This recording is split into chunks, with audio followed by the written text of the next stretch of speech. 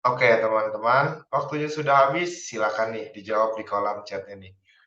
Memilih opsi apa sih untuk soal nomor satu ini? Oke, ada yang menjawab C.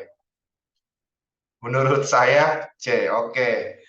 Kak Willy juga menjawabnya A. Berarti ada dua opsi nih, Pak Nuril nih. Ada C dan A. Kira-kira nih yang tepat apa? Sebelum Pak Nuril menjelaskan, sambil menunggu juga nih teman-temannya menjawab. Siapa? Ada yang berani gak nih yang mau menjelaskan kenapa sih memilih opsi tersebut pada soal nomor satu ini? Oh, ada tiga opsi malah. E. Kandina Rahayu memilih E. Ada C, A, dan E. Oke, teman-teman, siapa nih yang mau menjelaskan? Ayo, teman-teman. Juga Kak izin Willy? menjawab. Oke, siap Kak Willy. Apa masalah keperawatan utama pada pasien tersebut? Seorang laki-laki berusia 23 tahun dirawat di rumah sakit dengan diagnosis medis tipoid. Pasien mengalami demam hanya sore hingga malam hari.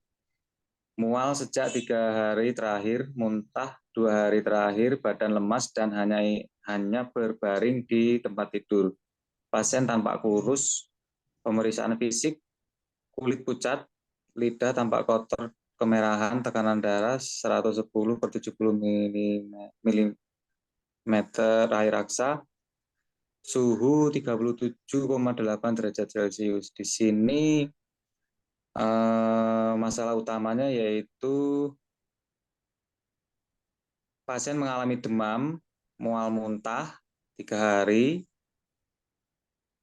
mual sejak 3 hari, muntah 2 hari terakhir, badan lemas, dan terdapat kulit pucat, lidah tampak kotor kemerahan. Jadi untuk jawaban pada soal tersebut yaitu defisit volume cairan dan elektrolit, Kak. Terima kasih. Oke, terima kasih Kak Willy. Tadi Kak Willy menjawab apa nih kira-kira ya? Bentar, saya lihat dulu. Menjawab A, berarti masih ada yang opsi E dan C nih. Yang E ada nggak nih? Mungkin Kak Yanti Pasaribu nih mau menjelaskan? Terima kasih Mas. Izin saya coba jawab ya Mas.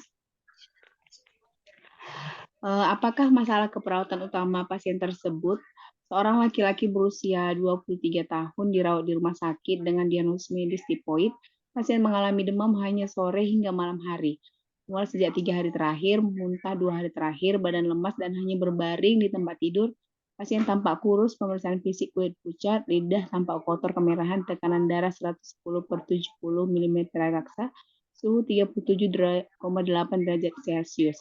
Nah, di sini saya mengambil jawaban E, hipertermia, dengan mengambil data mayornya suhu 37,8 derajat Celcius. Sementara kalau suhu normal itu kan antara 36,5 sampai 37,5 derajat Celcius. Jadi di sini sudah ada peningkatan suhu tubuh dari suhu tubuh normal. Kalau defisit volume cairan dan elektrolit kurang pas, Mas, karena tidak ada di data dinyatakan bahwasanya dia kekurangan cairan atau mukosa mulut yang tampak kering atau CRT-nya kurang dari 2 detik. Kalau nutrisi lebih dari kebutuhan tubuh juga tidak ada data dari kasus menunjukkan dia nutrisi lebih dari kebutuhan. Intoleransi aktivitas juga dari data tidak ada menunjukkan dia intoleransi aktivitas. Defisit nutrisi juga tidak ada menunjukkan dia penurunan berat badan. Jadi menurut saya dari data yang ada lebih menunjukkan kepada hipertermia, Mas. Terima kasih, Mas. Oke, terima kasih nih Bu Yanti atau Kak Yanti Pasaribu. Gimana? Pak Nuril, sudah puas nih? Baik, tadi yang menjawab Bu Yanti sama siapa Pak? Kak Willy. Pak Willy ya. Iya. Oke, baik, terima kasih ya Bu Yanti dan Pak Willy yang sudah berusaha ya untuk menjawab atau menjelaskan mengapa alasannya memilih jawaban-jawaban tersebut. Ya tadi kalau yang pertama Pak Willy menjawab A, kemudian yang Ibu Yanti menjawab E. Dan kalau saya lihat jawaban-jawaban yang dimunculkan itu cukup bervariasi ya. Ada yang E, ada yang A juga ya Pak Diki ya. Kemudian ada apa lagi? Oke, cukup bervariasi ya. Jadi memang tidak walaupun memang ada salah juga tidak salah berjamaah, kalau betul juga biasanya ya mudah-mudahan betul-betul berjamaah. Oke, Bapak Ibu semua, kita lihat dulu soalnya di sini ya. Seorang laki-laki berusia 23 tahun dirawat di rumah sakit dengan diagnosis medis tipoid. Pasien mengalami demam hanya sore hingga malam hari, mual sejak 3 hari terakhir, muntah 2 hari terakhir, badan lemas dan hanya berbaring di tempat tidur. Pasien tampak kurus. Pemeriksaan fisik, kulit pucat, lidah tampak kotor, kemerahan, tekanan darah 110 per 70 ml Hg, dan suhu 37,8 derajat Celcius. Oke, Bapak dan Ibu, pertanyaannya di sini adalah apakah masalah keperawatan utama pasien tersebut? Ya, yang jawabannya A, defisit volume cairan dan elektrolit, nutrisi lebih dari kebutuhan. Yang B, C, intoleransi aktivitas. Ya maaf ini kebalik ya Bapak dan Ibu. D, betul ya kebalik. C itu adalah intoleransi aktivitas, D defisit nutrisi, dan E adalah hipertermi. Ini urutannya betul ya, A, B, C, D, E. Jadi yang intoleransi aktivitas itu adalah yang C, yang defisit nutrisi itu adalah D. Oke, memang untuk soal-soal Gcom itu ada beberapa peraturan ya untuk jawaban yang paling panjang itu maksudnya tidak boleh zigzag seperti ini. Jadi kalau yang panjang panjang duluan, kemudian yang lebih pendek lebih pendek. Jadi seperti garis ya, boleh itu dari atas, boleh dari depan ya. Jadi jawabannya itu biasa seperti ini. Oke, kita lihat apa yang di sini. eh apa memang di sini semuanya bisa betul ya, walaupun mungkin tadi ada interogasi aktivitas di sini katanya tidak ada datanya. Oke, kalau kita lihat di sini defisit volume cairan dan elektrolit ya, jawaban Pak Wiri dan tadi juga sudah dijelaskan. Di sini ada cairan elektrolit. Kalau kita lihat dari perkebutuhan dasar manusia, kalau ada masalah utama itu pertama itu adalah lihat dari oksigenasi dulu, kemudian cairan dulu, kemudian nutrisi. Ya, kalau kita lihat di sini apakah ada permasalahan di oksigenasi atau tidak ya. Kalau memang di sini sepertinya tidak ada masalah di oksigenasi dan juga di jawabannya juga tidak ada. Yang ada ini ada di volume cairan dan elektrolit, yang kedua dan juga di nutrisi. Nah, kita bisa memilih antara jawaban ini, antara defisit volume cairan, elektrolit, dan nutrisi, karena memang data-datanya ada di sini, gitu ya. Untuk walaupun ya kita lihat ya datanya mungkin ada yang lengkap dan juga ada yang tidak lengkap, tapi kita harus bisa memprioritaskan masalah yang mana yang harus dahulu kita dahulukan kita angkat. Jawabannya kita lihat dulu ya, Pak Diki. Iya, jawabannya itu adalah defisit nutrisi ya, yang D. Oke, kita lihat di sini kenapa kita ngambil defisit nutrisi. Memang ada beberapa penyebab dari defisit nutrisi seperti ketidakmampuan menelan makanan, ketidakmampuan mencerna makanan, ketidakmampuan mengabsorpsi nutrien, atau juga ada peningkatan kebutuhan metabolisme ya, atau juga ada faktor ekonomi dan faktor psikologis. Ini ada di buku yang SDKI. Oke, kita lihat dulu di soal yang kembali soalnya, Pak Diki. Ya, tadi ada jawaban dari Ibu Yanti ya, ada hipertermia. Jadi kita harus bisa membedakan antara hipertermia sama demam. Untuk hipertermia itu biasanya di atas 38,5 kita bisa mengatakan sebagai hipertermia. Dan memang agak berbeda dengan demam ya. Jadi untuk yang demam itu memang biasanya di atas normal ya 37,5. Tetapi dengan suhu 37,8 itu belum bisa dikatakan sebagai hipertermia.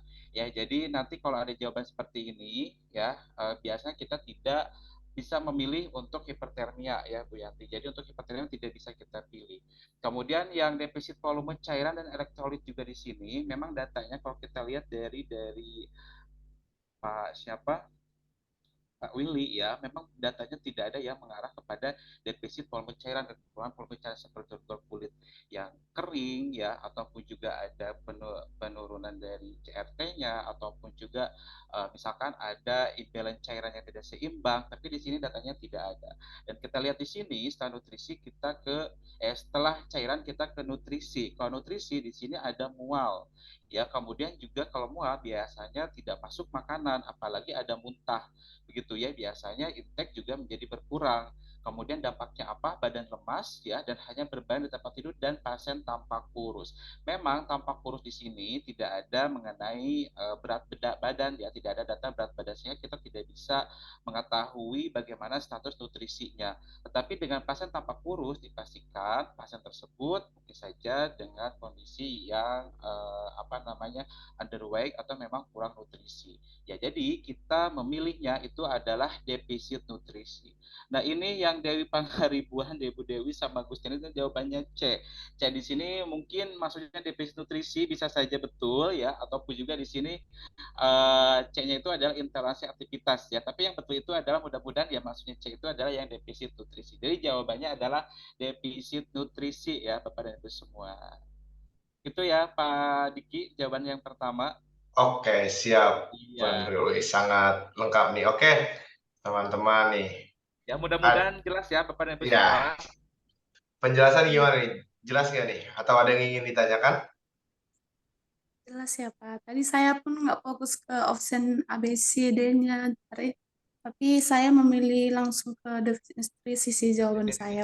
Ya betul ya. Jadi kita lihat kalau mas utama biasa dari airways, breathing sama sirkulasi. Maaf, kebutuhan dasar manusia ya. Jadi biasanya dilihat dulu dari oksigenasinya, kemudian cairannya dan juga ke nutrisi. Ya. Oke. Siap. Baik, terima kasih Pak Nuril. Oke, kalau misalnya tidak ada yang ingin ditanyakan, katanya sudah cukup jelas nih di kolom chatnya. Saya mau lanjut ke soal nomor 2. Ini teman-teman, soal nomor 2 waktunya saya mulai dari sekarang.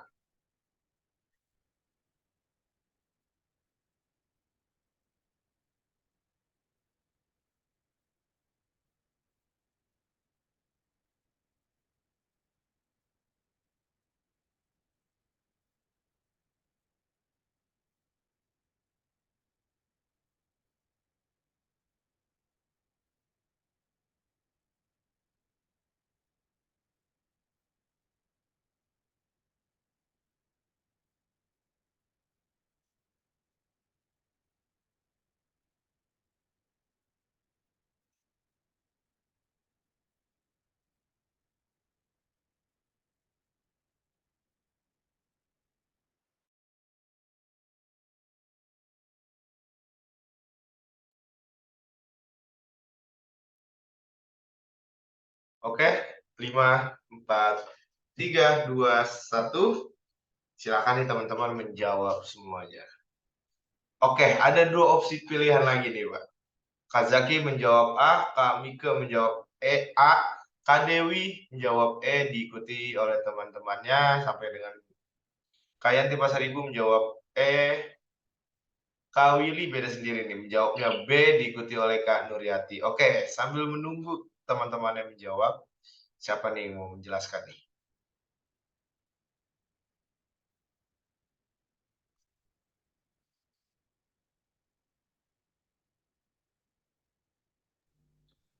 Bervariatif ya Pak Diki ya.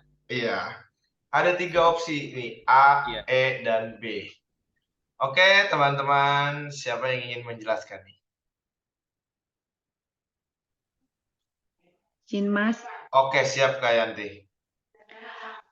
saya coba ya Mas. Nanti kalau salah diluruskan ya Pak. Apakah masalah keperawatan prioritas yang muncul dari kasus di atas?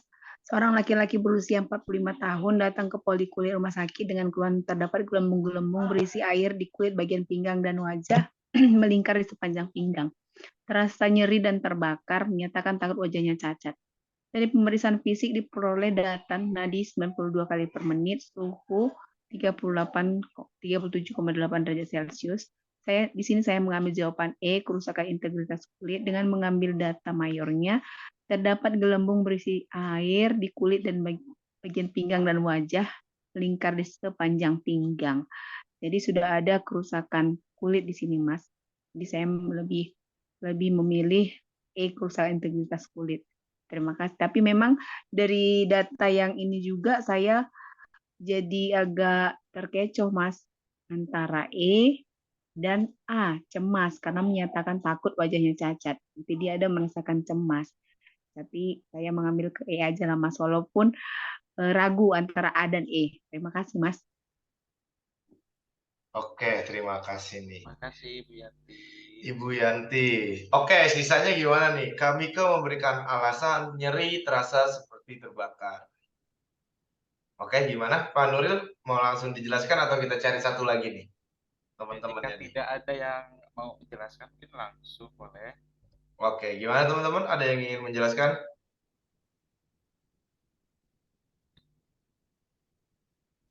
Kalau nggak ada, berarti langsung ke Pak Nuril nih. Oke, baik. Terima kasih Bu Yanti ya yang sudah mencoba menjawab, dan juga terima kasih kepada teman-teman yang menjelaskan ya kalau Bu Yanti dan teman-teman lainnya yang sudah menjawab di kolom chat.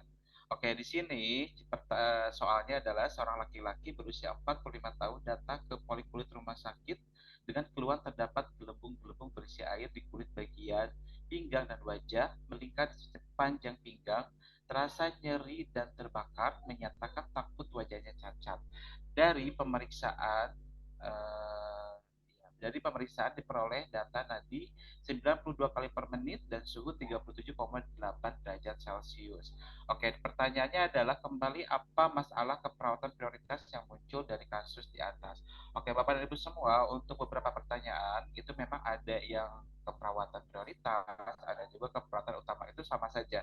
Ya, yang penting keperawatan mana yang utama yang harus kita atasi dari data atau dari keluhan pasien seperti itu. Nah, di sini jawabannya ada A cemas, B nyeri akut, C hipertermi, D gangguan pasif diri, dan E adalah kerusakan integritas kulit.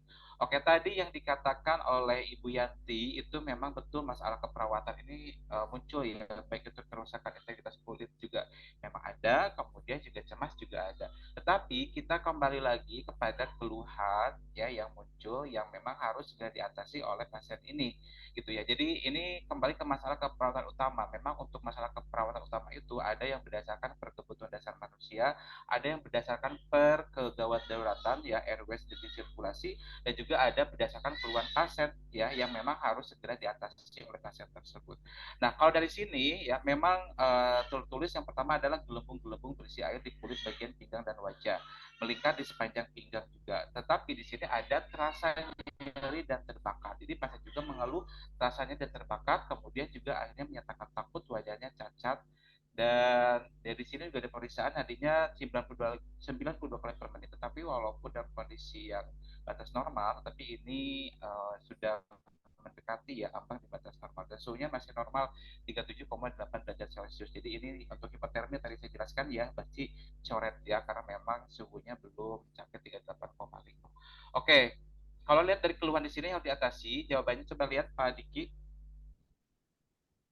Ya, jawabannya itu adalah nyeri akut ya. Jadi memang ya Bapak dan Ibu semua, ini tadi ada jawabannya. Kalau saya lihat Pak Willy jawabannya udah B ya. Jadi udah menjawab nyeri akut. Jadi kalau dari keluhan pasien, walaupun memang ada gelembung-gelembung, tetapi dia mengeluh nyeri dan terbakar. Dan yang memang bisa kita atasi secara cepat, keluhan yang diutarakan oleh si pasien itu adalah mengenai nyeri akutnya tersebut ya, dari gelembung-gelembung tersebut. Adapun tadi ya kalau jawaban dari Ibu Yanti ya cemas, memang betul di sana ada data cemasnya, tetapi itu mungkin biasanya belakangan ya.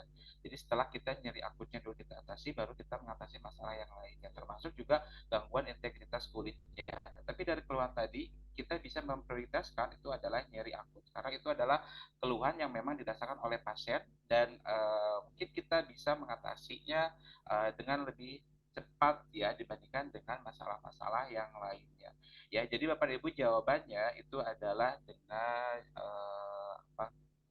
nyeri akut. Ya, jadi biasanya untuk nyeri juga biasanya ada data-data yang nadi ya. Biasanya untuk nyeri akut ada peningkatan nadi. Ya, jadi kalau 60 sampai 100 normalnya, tetapi untuk nyeri akut biasa datanya ada 90 atas ya, walaupun mungkin tidak dikatakan sebagai 100 ke atas, karena kalau 100 ke atas itu kan nanti tahikadi, takutnya ada masalah yang lain, tapi biasanya memang ada peningkatan dari nadi ya. Itu ya Bapak dan Ibu semua, jadi jawaban nomor 2 itu adalah B atau nyeri akut. Ini sudah ada beberapa jawaban yang betul. Terima kasih Pak Diki. Oke, terima kasih Ya. Pak Nuril. Oke, gimana teman-teman? Oke, Kak Zaki ngucap nih. Wah, terkecoh lagi nih. Terkecoh, Pak. Oke. Berarti harus lebih fokus lagi nih, Pak Nuril ya. Ya, ya betul. Oke, Kanina Rahayu mempunyai pertanyaan nih. Kak, bagaimana cara kita membedakan pertanyaan soal prioritas, diagnosa utama, dan soal jawaban yang paling tepat? Itu gimana sih? Ya, itu sama aja ya Bapak Ibu saya katakan. Jadi kalau ada masalah keperawatan utama, masalah keperawatan prioritas itu adalah sama. Untuk diagnosa keperawatan, kalau ada pertanyaan diagnosa, itu biasa harus muncul minimal ada dua bagian ya, ada problem, ada etiologi. Tapi memang biasanya kalau masalah keperawatan cukup satu dan masalah keperawatan merupakan bagian dari diagnosa keperawatan. Ya, jadi kalau diagnosa keperawatan itu minimal ada berhubungan dengannya begitu ya. Jadi ada berhubungan dengannya seperti itu ya untuk yang diagnosa keperawatan. Karena untuk diagnosa keperawatan tidak bisa hanya satu masalah keperawatan saja. Jadi untuk beberapa pertanyaan biasanya muncul masalah keperawatan utama karena kita bisa hanya menjawab satu masalah tanpa harus disertai ya dengan penyebabnya apa atau berhubungan dengannya apa. Oke, ini maaf suara saya kecil ya, Pak Diki. Kalau di saya sih nggak terlalu, Pak. Oh, Mungkin oke, Kak baik. Angelina Ya kecil di... Pak, agak Oke, kecil baik. Pak. Udah kecil ya. Oke, sekarang Ya, gimana Pak Hari? halo, Masih ya? Halo? dikit lagi Pak. Ini saya Agak, coba pakai headset deh kalau begitu. Udah ya? oh ya siap Pak, ya udah jelas. Oke, baik. Nah, untuk bagaimana memprioritaskan tadi saya katakan biasanya kita lihat dulu dari apa perkebutuhan dasar manusianya ya, dari permasalahan oksigenasi, kemudian cairan sama nutrisi biasanya itu yang utama. Kemudian yang lainnya juga bisa berdasarkan apa kalau kegawat dauratan ya lihat dari airways, breathing dan sirkulasi. Kemudian ada satu lagi bisa kita lihat dari keluhan pasien. Ya, dan biasanya kalau ada keluhan pasien yang utamanya nyeri dan memang kemarin Bu Yati bilang misalkan ada yang skala yang nyeri itu bisa kita angkat dengan nyerinya. Tapi ingat Bapak dan Ibu, kalau sebelum nyeri itu misalkan ada masalah airways, breathing, sirkulasi, kita harus utamain dulu airways, breathing, sirkulasi. Kalau sebelum nyeri itu ada permasalahan di cairan, nutrisi, sama oksigenasi ya, berarti kita juga harus utamakan itu terlebih dahulu. Tetapi jika memang tidak ada yang tadi, berarti kita biasanya mengambil kepada keluhan utama yang diutarakan pasien ya, seperti nyeri. Itu ya tadi pertanyaan dari siapa? Ya, untuk bisa memprioritaskan masalah. Oke, itu dari Kanina Oke. Rahayu, Pak. Pertanyaannya. Oke, Oke, gimana baik. teman-teman? Ada sedikit ini ya penjelasan atau ada sedikit penerangan ya mengenai masalah keperawatan utama, tapi sama ya maksudnya. Jadi itu hanya perbedaan saja. Nanti juga ada sedikit pembahasan kita setelah ini ya mengenai beberapa mungkin kalimatnya yang berbeda, katanya berbeda, tapi maksudnya itu sama. Terima kasih Pak Diki. Oke, terima kasih Pak Nuril. Oke, gimana teman-teman? Sudah jelas nih? Penjelasan dari Pak Nuril sudah jelas belum? Kalau misalnya sudah jelas, saya mau lanjut ke soal selanjutnya nih. Gimana teman-teman? Jelas Mas. Oke. Oke, ini soal nomor 3. Lebih fokus lagi ya teman-teman untuk menjawabnya dan memilih jawabannya. Waktunya saya mulai dari sekarang.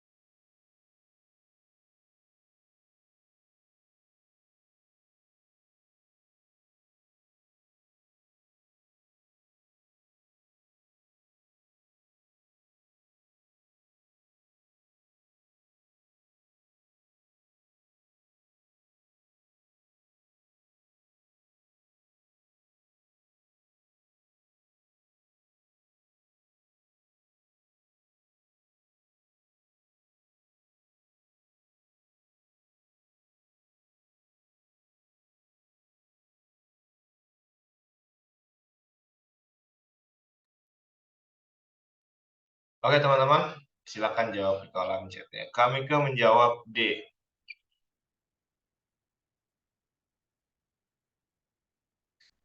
Wih, beragam lagi nih.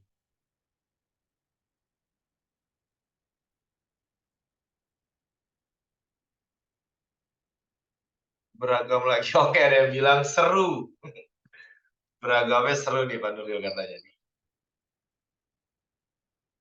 Ya, dan betul ya Bapak dan Ibu semua, untuk masalah keperawatan itu salah satu soal yang cukup banyak ya. Jadi hari ini mungkin untuk Bapak dan Ibu semua kita akan fokus ke masalah keperawatan utama ya. Jadi kalau yang mengikuti saya, karena untuk kurikulumnya kan kayaknya gimana dosennya masing-masing ya, Iya, tadi benar. di buku itu. Iya, jadi mau sistemnya apa gitu kan, saya juga agak khawatir mungkin ini pernah juga diberikan oleh dosen yang lain, bisa saja gitu. Jadi saya akan coba mungkin fokus setiap pertemuan itu akan beda-beda dengan yang sebelum-sebelumnya. Oke, Pak Nuril. Terima kasih nih. Oke, gimana teman-teman? Siapa yang ingin menjelaskan nih untuk soal nomor 3? Mungkin Kak Nuryati. Karena Kak Nuryati bilang seru nih. Gimana Kak Nuryati? Mau menjelaskan nggak nih? Kalau enggak yang lain deh, siapa nih? Kira-kira. Oke, sedang di naskah. Oke, berarti yang lain nih. Siapa nih yang mau menjelaskan nih? Kami ke Kak Willy, Kak Nasti nih. Siapa yang mau menjelaskan? Ada 3 opsi ya, D, A, dan E. Boleh teman-teman? Sepertinya masih pada takut terkecoh lagi nih, Pak Nuril nih. Ayo, Ya, cukup beragam juga, Pak. Alhamdulillah Iya. ya. Jadi banyak nanti masukan-masukan juga dari teman-teman yang lainnya. Oke, teman-teman, siapa nih yang mau menjelaskan? Apa mau langsung Pak Nuril aja nih yang menjelaskan nih? Ya, langsung saja ya, Pak Diki. Langsung Oke, aja, Mas. Ini oke, siapa? Oh, Pak langsung. Hari, silakan mau Pak Hari. Langsung aja, Pak. Langsung aja nih katanya, Pak. Oke, baik. Ya, Bapak dan Ibu semua, kita perhatikan soal nomor 3 ya. Seorang laki-laki berusia 57 tahun dirawat di rumah sakit dengan diagnosa medis hipertensi. Pasien mengeluh badannya lemas, mual, dan kepala pusing. Saat akan berjalan, pasien hampir jatuh. Hasil pemeriksaan tanda vital, tekanan darah 170/80 mm Hg. Frekuensi nadi 98 kali per menit, frekuensi napas 24 kali per menit, dan suhu 36,8 derajat Celcius. Pertanyaannya adalah apa masalah keperawatan utama yang muncul pada kasus di atas. Oke, Bapak dan Ibu semua, ini hampir sama seperti apa sih namanya? Seperti yang ada di soal yang sebelumnya ya, yang gangguan yang nyeri tadi ya, yang nyeri akut tadi. Oke, jadi memang ya di semuanya ini bisa terjadi, tapi kalau kita lihat yang aktual yang memang bisa kita atasi untuk pasien ini tuh apa? Ya, yang pertama sih ada resiko tinggi terhadap penurunan curah jantung, kemudian ada potensial komplikasi emboli pada pasien pada sistem pena, kemudian nyeri dada akut berhubungan dengan gesekan perikard. Ini sebenarnya untuk nyeri dada akut, ini sebenarnya diagnosa keperawatan ya, dan memang tadi ya kemungkinan di SDKI tidak muncul dengan nyeri dada akut berhubungan dengan gesekan perikardium. Kemudian juga ada perubahan perfusi jaringan dan juga ada resiko cedera. Nah, dari soal-soal ini ya kita lihat dari jawaban-jawaban ini, kalau kita lihat yang memang bisa kita prioritaskan ya, yang bisa kita atasi dan memang ini aktual, kalau tidak ini akan terjadi. Apa? Ya, di sini kita lihat ada pasien hampir jatuh ya. Jadi jawabannya kita lihat Pak Diki.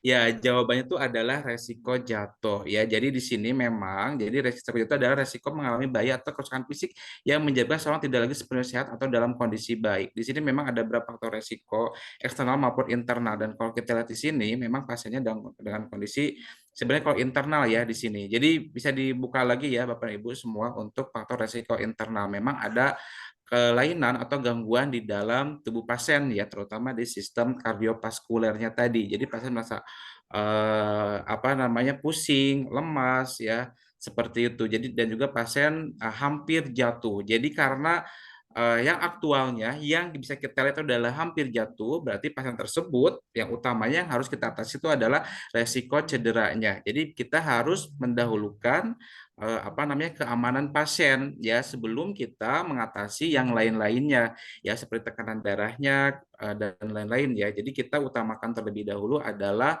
agar pasien tersebut tidak terjatuh ya. Jadi seperti lemasnya, mualnya seperti itu. Jadi kita utamakan dulu agar pasien tersebut tidak cedera ya akibat terjatuh akibat dari pusingnya tersebut ya. Jadi itu ya Bapak dan Ibu semua. Jadi memang ini sedikit membutuhkan analisa kita sebaik-baik mungkin. Ya semua mungkin itu adalah betul, tetapi kita bisa lihat dari kondisi ini mana yang harus kita dahulukan pertama kali ya sebelum hal yang berbahaya itu terjadi pada pasien. Ya di sini pasien akan berjalan hampir jatuh. Jadi kita harus atasi dulu. Jadi seperti ya pasien kalau memang dia mau ke kamar mandi nggak boleh sendiri atau ketika dia di tempat tidur juga harus dipasang pengaman dari tempat tidurnya tersebut ya dan lain-lain ya yang untuk menurunkan dari resiko jatuhnya tersebut. Ya, itu ya Bapak dan Ibu semua untuk jawaban nomor 3 ini. Jadi jawaban yang tepat adalah resiko cedera atau jawabannya E.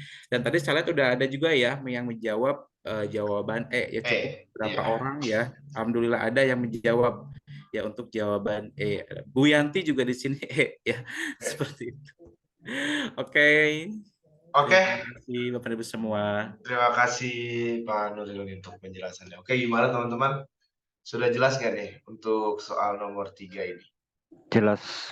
Oke, sudah jelas. Berarti saya mau lanjut ke soal nomor 4. Ini soal nomor 4, teman-teman. Waktunya saya mulai dari sekarang.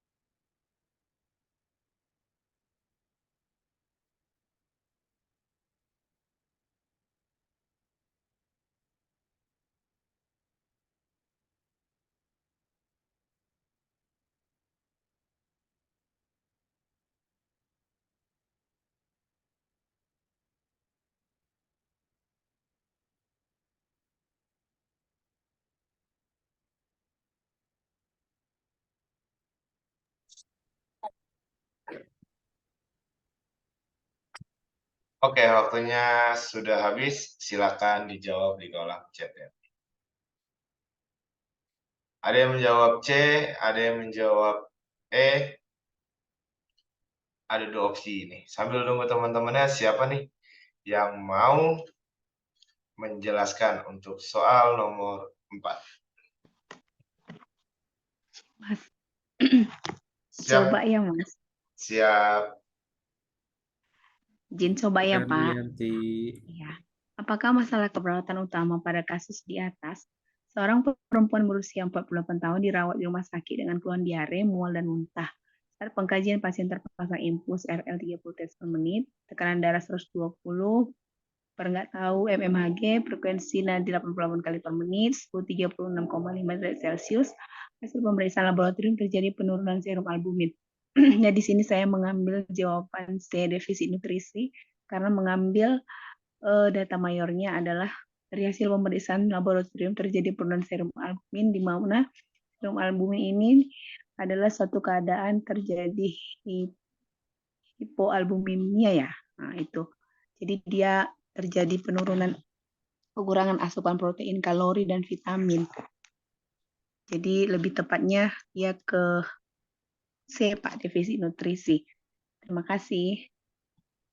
Oke, terima kasih nih Kak Yanti. Oke, siapa lagi nih yang mau menjelaskan nih selain Kak Yanti? Kak Yanti menjawab C, tapi di sini di soal nomor 4 ada 2 opsi C dan E. Gimana teman-teman? Ada yang mau Maaf juga ini menjelaskan? kayaknya jawabannya ada pilihannya tulisannya banyak yang tipe. Iya. Ya, A, B, C, B, E. Harusnya D, E ya. Nanti biar diedit Iya. lagi. Saya edit setelah ini. Oke. Oke. Siap. Berarti nggak ada yang mau menjelaskan lagi nih teman-teman. Kalau misalnya tidak ada, saya langsung berikan nih untuk penjelasan. Baik, terima kasih ya Pak Diki. Makasih juga Bu Yanti yang sudah mencoba menjelaskan mengapa Bu Yanti memilih jawabannya C, defisit nutrisi. Kita lihat soalnya terlebih dahulu. Ya, seorang perempuan berusia 48 tahun dirawat di rumah sakit dengan keluhan diare, mual, dan muntah. Saat pengkajian, pasien terpasang infus RL 30 tetes per menit dengan tekanan darah 120 per mm Hg. Frekuensi nadi 88 kali per menit, suhu 36,5 derajat Celcius. Hasil pemeriksaan laboratorium terjadi penurunan serum albumin. Di sini pertanyaannya ya kembali ke masalah keperawatan utama atau juga bisa disebut juga dengan masalah keperawatan prioritas. Jadi sama saja ya antara utama sama prioritas. Itu yang harus dahulu kita atasi atau yang harus dahulu kita utamakan ya seperti itu.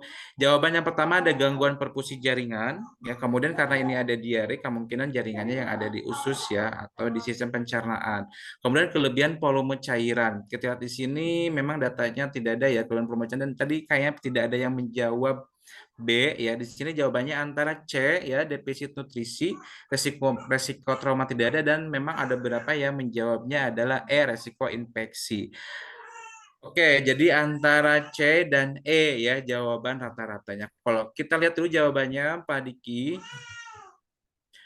Iya, nomor 4 ya jawabannya adalah C, defisit nutrisi.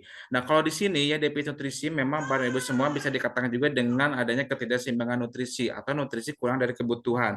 Memang sekarang kita menggalakkan ya pembuatan diagnosa keperawatan itu baik itu intervensi maupun implementasi itu semuanya berdasarkan SDKI, SIKIM maupun SLKI. Tapi memang pada penerapannya itu kita tidak harus terpaku baku terhadap SDKI, SLKI maupun SIKI ya SIKI karena memang sampai saat ini kalau Ibu perhatikan Bapak Ibu semua dan memang masih ada beberapa yang harus direvisi ya seperti itu. Jadi kalaupun misalkan ada nanti di soal UKOM misalkan ada mengenai ketidakseimbangan nutrisi atau ada nutrisi kurang dari kebutuhan tubuh itu kita bisa anggap sama dengan maksudnya dengan defisit nutrisi ya. Jadi memang kita tidak terlalu kaku ya terhadap STKI, SLKI maupun SIKI.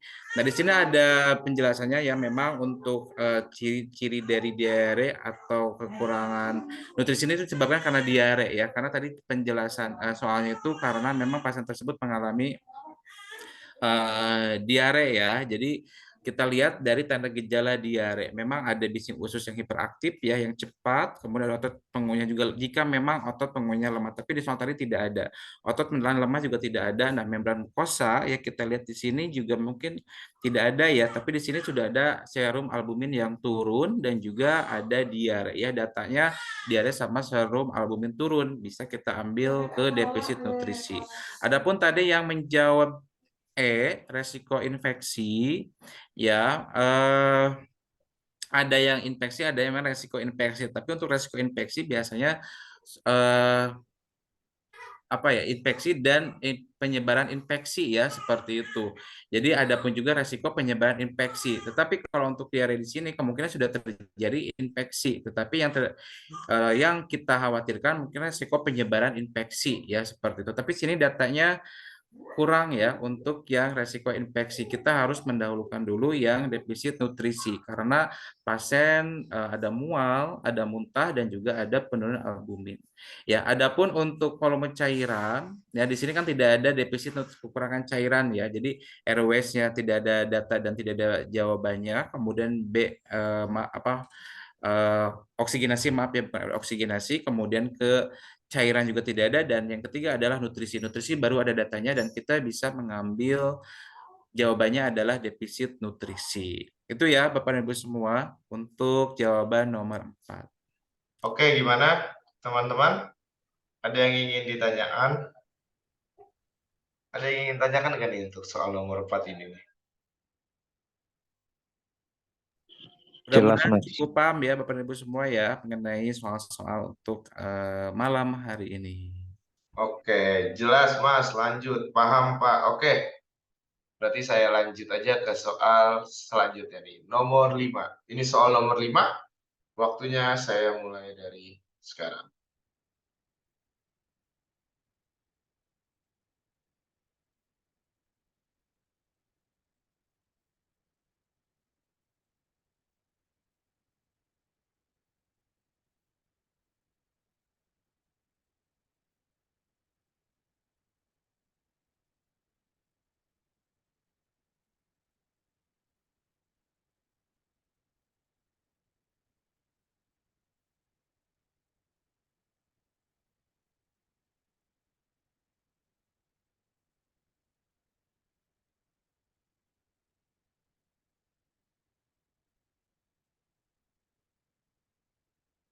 Oke, 3, 2, 1. Waktunya sudah habis. Oke, di soal nomor 5 ini serempak semua nih Pak, terlihatnya. Semua memilih opsi A. Iya, akhirnya ada yang serempak ya. Kita lihat. Iya. Kalau Benar atau serempak salahnya penjelasan nih? lebih mudah nanti. Ya, setelah tadi Iya. cukup bervariatif jawabannya. Oke, teman-teman, siapa nih yang mau menjelaskan untuk soal nomor 5 nih? Apa sih alasannya kalian memilih opsi A di soal nomor 5 ini? Gimana? Kak Clara, Kak Yanti Pasaribu, Kak Nur Hasanah, Kak Willy, Kak Nasti, Nih, Kak Kak Mike Nuryati. katanya sekalian nyari 6. Kak Mike ini skala nyeri 6. Kak Nuryati juga menjawab A tapi lagi dinas nih. Sepertinya. Coba, Bang. Ya, Oke, Mas Priyo, siap. silakan. Kalau salah tolong dibantu ya, Bang. Siap. Seorang Ya, pasti. perempuan Mas berusia Priyo. 2 tahun di bawah di ruang bedah dengan keluhan nyeri pada perut kanan bawah, mual, demam, dan tidak bisa tidur. Saat pengkajian, pasien mengeluh nyeri dirasakan terus-menerus, seperti ditusuk. Skala nyeri 6, nafsu makan berkurang hasil pemeriksaan, dapatkan nyeri, tekan pada titik Burner dan tanda refusing positif. Apakah masalah perawatan utama pada pasien kasus di atas? Dari skala nyerinya dan terus-menerus, Pak, saya ambil nyeri akut, Pak. Terima kasih, Pak. Hanya itu mungkin, Pak, yang bisa saya. Terima kasih, Bagus, Kak Pak April. April. Apa-apa. Gimana Pak Diki, langsung saja ya. Boleh. Oke, baik Bapak Ibu semua. Dari soal ini, saya rasa ini soal yang paling mudah karena mungkin teman-teman juga sudah tahu kuncinya ya untuk soal ini. Jadi tidak membingungkan sehingga jawabannya juga semuanya A ini kecuali Pak Jaki ya. Jaki Surya katanya C, nyeri kronis. Ya, memang harus dibedakan antara nyeri akut sama nyeri kronis. Nah, di sini mungkin yang membingungkan ini ya antara nyeri akut sama nyeri kronis. Nah, kalau kita lihat di sini ya Bapak Ibu semua, kita lihat ya seorang perempuan berusia 22 tahun dirawat di ruang bedah dengan keluhan nyeri pada perut kanan bawah, mual, demam, dan tidak bisa tidur. Saat pengkajian, pasien mengeluh nyeri dirasakan terus-menerus seperti ditusuk-tusuk, skala nyeri 6, nafsu makan berkurang. Hasil pemeriksaan didapatkan nyeri tekan pada titik McBurney dan tanda Ropsping itu positif. Ini dipastikan pasien tersebut menderita penyakit apendisitis ya. Jadi untuk apendisitis biasanya keluhan nyeri itu cepat ya. Jadi memang pengatasannya harus segera cepat karena akan mudah terjadinya perforasi ya di ususnya. Dan ini harus segera. Ini ada akut sama kronis. Akut itu berjalan cepat dibandingkan dengan kronis. Kronis biasanya yang bersifat lama terus-menerus. Contoh yang cancer. Kalau ada cancer itu biasanya nyerinya ke nyeri kronis. Ya jawabannya coba lihat Pak Diki. Ya, tadi nyeri akut ya. Tadi saya sudah sedikit memberikan gambaran. Ya, jadi betul jawabannya ini rata-rata betul. Jawabannya A adalah nyeri akut. Ya, jadi nyeri akut adalah pengalaman sensorik atau emosional yang berkaitan dengan kerusakan jaringan aktual dan fungsional dengan onset mendadak atau lama dan berintensitas ringan hingga berat yang berlangsung kurang dari 3 bulan. Jadi memang untuk kondisi appendicitis ya biasanya tadi ya datanya dengan adanya tekan nyeri pada titik McBurney itu biasanya dia udah positif appendicitis dan untuk appendicitis biasanya kita kategorikan ke nyeri akut karena memang tanda gejalanya cepat dan penanganannya harus segera cepat ya seperti itu ya. Jadi jawabannya betul Bapak Ibu semua, jawabannya adalah A, nyeri akut. Mungkin saya nggak perlu membahas satu persatu ya. Tadi ada beberapa jawabannya selain nyeri akut. Ya ada hipertermi. Di sini datanya juga tidak ada hipertermi, gangguan pola tidur. Memang di sini ada demam dan tidak bisa tidur. Memang terjadi gangguan pola tidur, tapi tidak bisa menjadi perawatan utama. Nutrisi kurang dari kebutuhan tubuh, ini juga bisa ada nafsu makan berkurang. Tapi di sini tidak ada data-data ke apa namanya, kita tidak tahu ya berapa berat badannya. Mungkin walaupun nafsu makannya berkurang, tetapi jika berat badannya overweight atau obesitas, ya tidak ada masalah dari nutrisi kurang dari kebutuhan tubuh. Ya, jadi jawabannya itu adalah A, nyeri akut. Oke, terima kasih Pak Diki. Oke, terima kasih Pak Nuril untuk penjelasannya. Gimana? Teman-teman, sudah jelas? Atau ada yang ingin ditanyakan lagi nih? Kalau misalnya tidak ada, mau saya lanjut nih ke soal selanjutnya nih. Boleh Pak Diki. Oke, dilanjut ya. Oke, teman-teman, ini soal nomor 6. Waktunya saya mulai dari sekarang.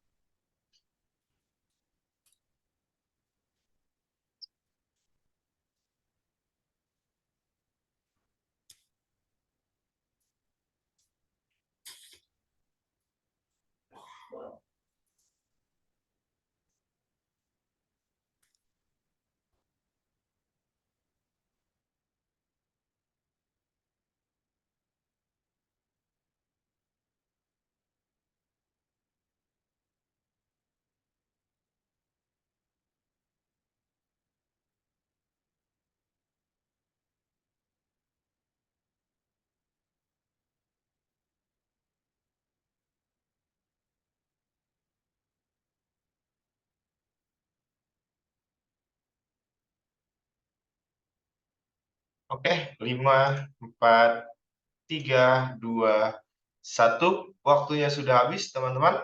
Silakan kakak-kakak menjawab di kolom chat tadi. Oke, tadi berarti soal nomor 5 dong di Pak yang serempak, Pak. Di sini Kak Gustiani bawa Ulu menjawab E, Kazaki C, sisanya C semua nih. Oke, siapa yang ingin menjelaskan nih untuk soal nomor 6? Kenapa sih memilih opsi tersebut? Kak Yanti, silakan. Izin coba jawab ya, Mas. Apakah masalah keperawatan utama pada kasus di atas, seorang laki-laki berusia 35 tahun dirawat di rumah sakit dengan keluhan diare, nyeri perut seperti kram, dan badan panas. Hasil pengkajian fisik didapatkan bising usus 36 kali per menit, palpasi nyeri abdomen sampai umbilikal, mukosa bibir kering, turgor kulit menurun, hasil pemeriksaan tanda vital tekanan darah 110/70 mmHg, frekuensi nadi 90 kali per menit, suhu 37,9 derajat Celcius. Nah, sini saya mengambil jawaban C, defisit volume cairan, dengan mengambil data mayornya. Di sini ada keluhan diare, kemudian badan panas. Dari hasil pemeriksaan fisiknya ada bising usus, palpasi nyeri abdomen sampai umbilikal, mukosa bibirnya sudah kering, turgor kulitnya sudah menurun, dan suhunya sudah 37,9 derajat Celcius. Di sini artinya si pasien sudah mengalami demam dan kekurangan cairan, jadi lebih pas dengan jawaban defisit volume cairan. Kalau nyeri akut kurang pas dengan datanya karena tidak menunjukkan skala nyeri. Hipertermi juga dari datanya dia belum hipertermi tapi masih batas demam. Gangguan eliminasi BAB juga masih kurang tepat karena dia tidak ada di datanya, memang dia diare tapi lebih ke arah defisit volume cairan. Kalau nutrisi kurang dari kebutuhan tubuh juga masih kurang dari data yang di kasus tersebut. Jadi lebih pas jawaban C menurut saya, Mas, defisit volume cairan. Terima kasih, Mas. Oke, terima kasih Bu Yanti. Bu Yanti hebat ya merhatikan. Keren nih. Tadi. Oke, ya kita lihat langsung saja ya Pak Diki. Oke, di sini kita lihat langsung jawabannya betul ya, C, defisit volume cairan. Di sini gejala tanda dan mayornya tadi sebenarnya kalau tanda dan mayor tadi ada turgor kulit bukan menyipit, jadi lebih kering, mukosa juga kering ya. Kemudian apa namanya ada bibir kering, turgor kulit menurun. Sebenarnya itu untuk tanda atau mayor ya dari jawaban yang C, defisit volume cairan ini. Kita tadi sebenarnya kasus diare kan sudah ada sebelumnya ya, tapi kita ambil nutrisi. Kita kembali lagi ke prinsip untuk kebutuhan dasar manusia mulai dari oksigenasi, kemudian cairan sama nutrisi. Kalau kita oksigenasi memang di sana tadi tidak ada jawabannya ya, tidak ada jawabannya dan juga tidak ada datanya. Kemudian untuk defisit volume cairan, di sini ada datanya dan juga ada jawabannya. Kita bisa keep di defisit volume cairan.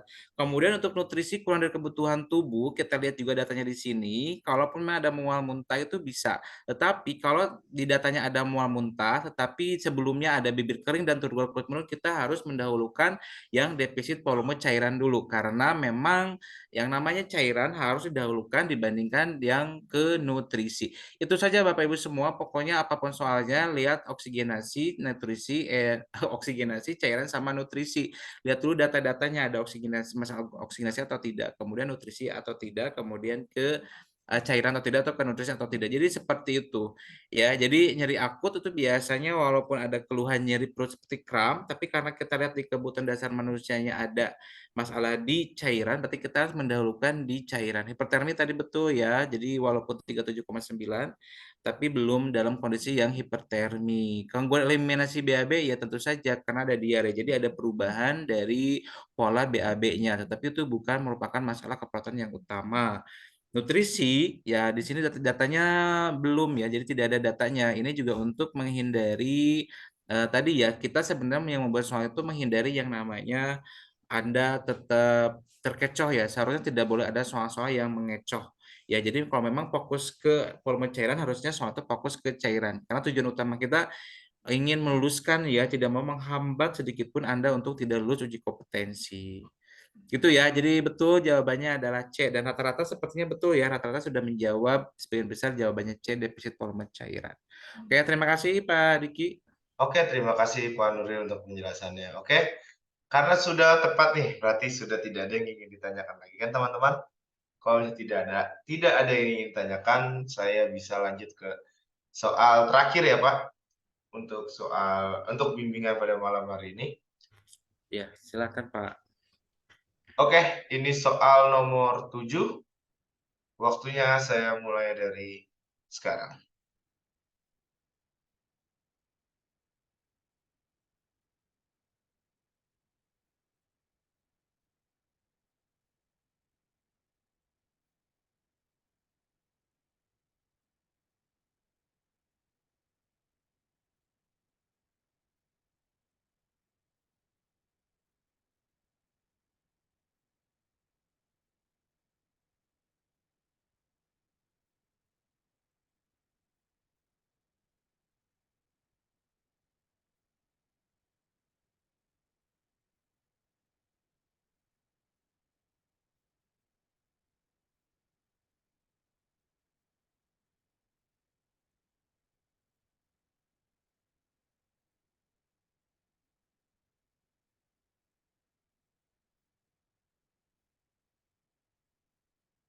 Oke, sudah pada menjawab nih, Pak. Padahal masih ada waktu 5 detik lagi. Oke?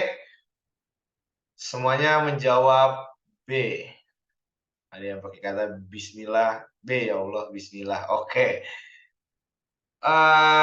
Jalur langit nih sepertinya nih. Oke? Teman-teman atau kakak-kakak sekalian. Oke, Kak Haryanto B berjamaah. Oke. Siapa nih yang mau menjelaskan nih untuk soal nomor 7? Kenapa sih memilih opsi tersebut di soal nomor 7 ini?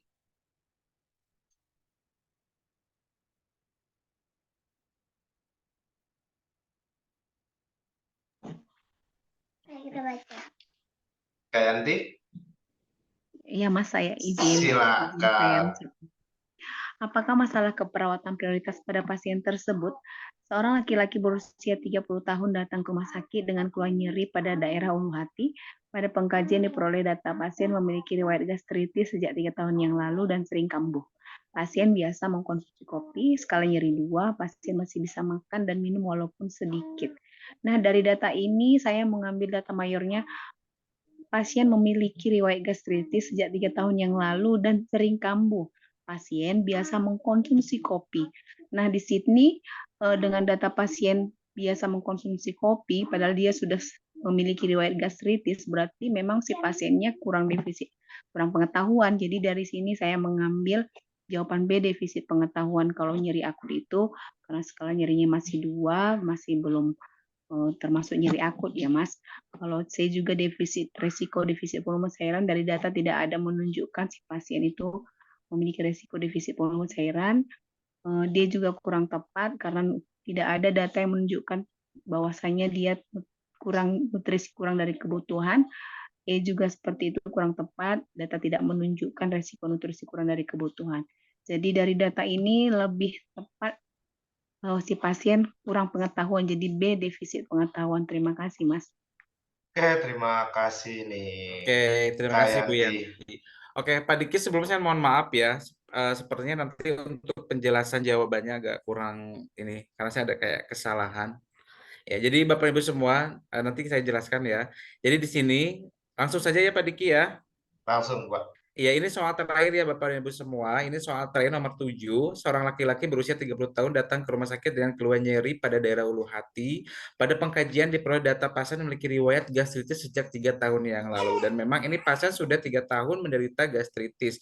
Sering kambuh. Pasien biasa mengkonsumsi kopi skala nyeri 2. Pasien masih bisa makan dan minum walaupun sedikit. Memang di sini kalau kita lihat dari jawaban dari Ibu Yanti tadi, maaf ya Pak. Oke, di sini ada ya ada nyeri akut ya, kemudian defisit pengetahuan, resiko defisit volume cairan, nutrisi kurang dari kebutuhan, sama resiko nutrisi kurang dari kebutuhan tubuh. Nah, ini sebenarnya untuk yang D dan E tadi ya biasanya tidak soal seperti defisit nutrisi biasanya kalau untuk yang berdasarkan SDKI. Ya, tapi kalaupun ada soal seperti itu dan memang kita mengarah seperti jawabannya itu, nanti nggak apa-apa, pilih saja. Ya, karena tadi kita memang tidak terlalu fokus atau tidak terlalu kaku untuk mengikuti yang ada di SDKI. Walaupun kita semua membuat soal itu berusaha mencoba untuk disesuaikan dengan diagnosa kebutuhan yang ada di SDKI. Nah, di sini jawabannya Bapak dan Ibu coba lihat. Oke, ya kalau lihat dari pembahasan Bapak Ibu, dan mohon maaf ini sepertinya kurang tepat ya Pak. Jawaban, maksudnya jawaban yang saya buat, kunci jawabannya ya, nutrisi kurang dari kebutuhan tubuh ya, dan di sana memang data-datanya kurang lengkap ya, tidak mendukung. Jadi yang betul-betul ya, jawabannya adalah B, defisit pengetahuan.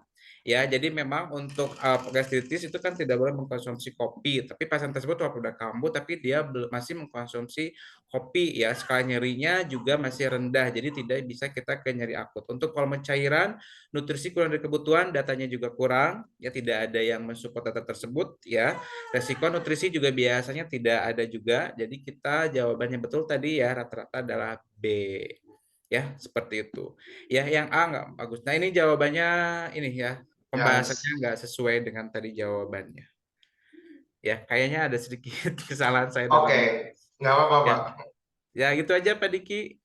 Oke. Ya, jadi kita lihat rata-rata betul berapa. Oke, kira-kira ada yang benar semua nggak nih teman-teman? Ayo jujur, coba jujur ya. Oke, terima kasih Pak penjelasannya. Oke, gimana nih teman-teman nih? Kira-kira ada yang benar semua nggak nih? Betul 2, betul 6. Iya, nggak apa-apa. Nggak Ya, apa-apa. karena jadwal UKOM juga masih lama ya sepertinya. Jadi masih belum dalam waktu dekat ya. Jadi masih ada waktu Bapak dan Ibu semua untuk mengikuti bimbel ya di pokok ini. Jadi tetap semangat, ya, setiap jadwal ikuti dengan baik ya, seperti itu. Oke, terima kasih nih Pak Nuril. Kira-kira nih ada nggak sih yang UKOM di bulan ini nih, di bulan Oktober nih? Atau Yang masih saya tahu ada yang kayaknya di tahun nggak depan? ada, Pak. Biasanya di November atau Desember ya. Soalnya Ya, kalau betul nggak ya Bapak dan Ibu semua? Saya belum lihat jadwal lagi. Oh, ada ada katanya. Pak, oke Oh, ada. ada. Soalnya Bulan terakhir Oktober ya. ya bulan ini di bulan Oktober saya ada Kak, saya oke nih Oke, tanggal baik. 28. Karena di Oke. institusi saya, oh iya betul, betul langsung. Karena Oh, institusi saya itu udah ikut yang kemarin dan besok insya Allah wisuda. Dan ya betul yang ada yang belum lulus hukum sebenarnya sampai kurang dari ada 3 orang ya dari 100 orang dan memang akan diikuti secepatnya. Oke, bulan Oktober akhir. Oke ya, tetap semangat ya Bapak Ibu semua. Mudah-mudahan semuanya kompeten ya, baik yang amin. keperawatan maupun yang profesi nurse. Ya. Amin, amin. Satu kali ujian langsung lulus, Pak ya. Amin, amin insya Allah Amin, bisa. amin. Oke, teman-teman. Ada yang ingin ditanyakan nggak nih? Kalau misalnya tidak ada, mungkin kita akhiri aja pertemuan pada malam hari ini. Kalau misalnya tidak ada yang ingin ditanyakan ya. Gimana teman-teman? Bismillah kompeten. Amin, pasti kompeten. Amin, amin, Amin. amin. Yang Iya. penting harus fokus Pak ya, lebih fokus lagi, Iya lebih betul, pokok melatih diri fokus lagi nih. kompeten. Ya Iya, betul, betul. harus lebih melatih lagi nih, Ya ini harus lebih membiasakan banyak diri. belajar juga Pak. Sekarang kan sebenarnya banyak ya, baik itu pelatihan bimbel maupun buku-buku. Banyak tips dan Iya, trik kalau ada workshop atau seminar mengenai tips dan trik hukum, ikuti saja biar kita tahu strategi bagaimana caranya kita mengisi soal-soal uji kompetensi untuk perawat. oke. Berarti tidak ada yang ingin tanyakan nih teman-teman. Oke, mungkin saya mau terima kasih nih sama Pak Nuril untuk Sama Pak Diki, terima kasih juga. Sehat selalu penjelasan. semuanya. Amin, amin, amin. Oke. Kalau misalnya tidak ada yang ingin tanyakan, mungkin Pak Nuril bisa untuk takutnya ada kegiatan lain nih Pak sebelum memberikan ilmu-ilmunya kepada teman-teman.